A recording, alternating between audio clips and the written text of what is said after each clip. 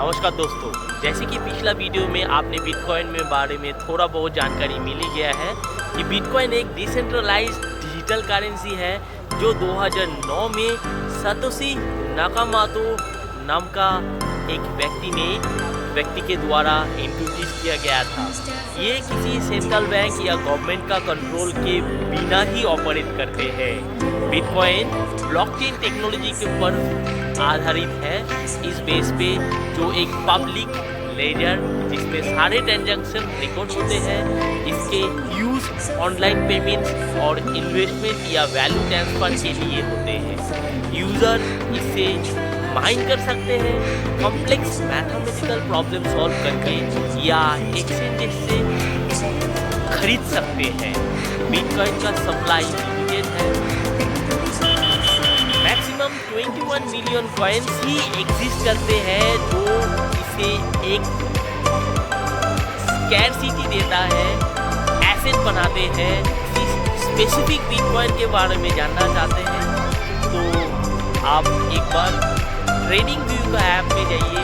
Trading view का website में जाके बिटकॉइन का जितना सारा लिस्ट है सबको एनालाइसिस करके देख सकते हैं, जिसमें मैक्सिमम होता है कि क्रिप्टो करेंसी में बिटकॉइन, इथेरियम, डोजी, बहुत सारा कॉइन्स आपको मिल जाएगा। आप एक बार जाके चेक करके देख लीजिए। शिबा इनू वगैरह वगैरह बहुत सारा है। अब बिटकॉइन माइन कैसे होता है इसके बारे में आप जानने के लिए ये वीडियो को पूरा देखिए, तो बिटकॉइन माइनिंग का प्रोसेस आपको पता चल जाएगा। आज हम बात करेंगे बिटकॉइन के बारे में। ये क्या है और कैसे काम करता है।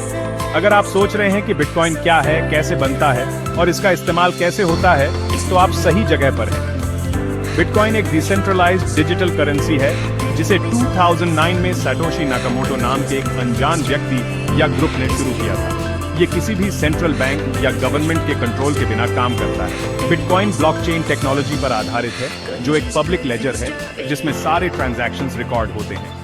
इसका इस्तेमाल ऑनलाइन पेमेंट्स, इन्वेस्टमेंट्स और वैल्यू ट्रांसफर के लिए किया जाता है। यूजर्स इसे माइन कर सकते हैं, यानी कॉम्प्लेक्स मैथमेटिकल प्रॉब्लम्स को सॉल्व करके। इस प्रोसेस को प्रूफ ऑफ वर्क कहा जाता है।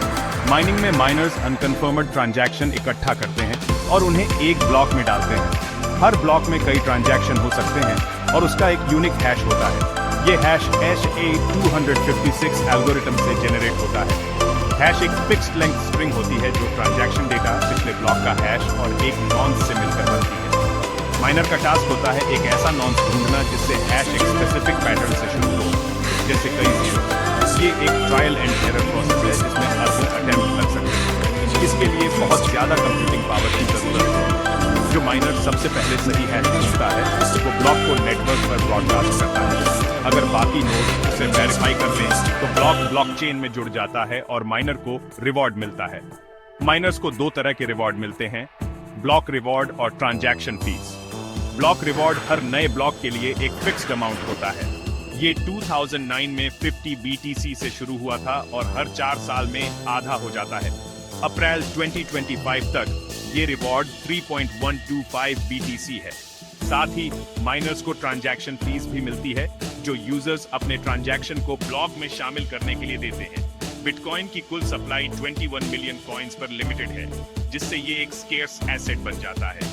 शुरू में माइनिंग CPU से की जा सकती थी, लेकिन अब इसके लिए ASICs जैसे स्पेशलाइज्ड हार्डवेयर की जरूरत होती है। माइनिंग एक एनर्जी इंटेंसिव प्रोसेस है क्योंकि ये मशीनें 24/7 चलती रहती हैं। इसलिए माइनर्स अक्सर सस्ती बिजली वाले इलाकों में अपने सेटअप लगाते हैं। बिटकॉइन नेटवर्क हर 2016 ब्लॉक्स पर माइनिंग डिफिकल्टी को एडजस्ट करता है ताकि औसतन हर 10 मिनट में एक नया ब्लॉक बने।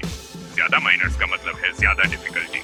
आज के समय में इंडिविजुअल माइनिंग मुश्किल हो गई है, इसलिए कई लोग माइनिंग पूल्स ज्वाइन करते हैं और अपनी कंप्यूटिंग पावर को मिलाकर रिवॉर्ड शेयर करते हैं। इसके लिए आपको माइनिंग सॉफ्टवेयर जैसे CG माइनर या BFG माइनर की भी जरूरत होगी। तो ये थी बिटकॉइन और इसकी माइनिंग से जुड़ी बेसिक जानकारी। क्या आप इसके किसी खास पहलू के बारे में और जानना चाहेंगे? अगर आपको ये वीडियो पसंद आया हो तो लाइक और सब्सक्राइब जरूर करें।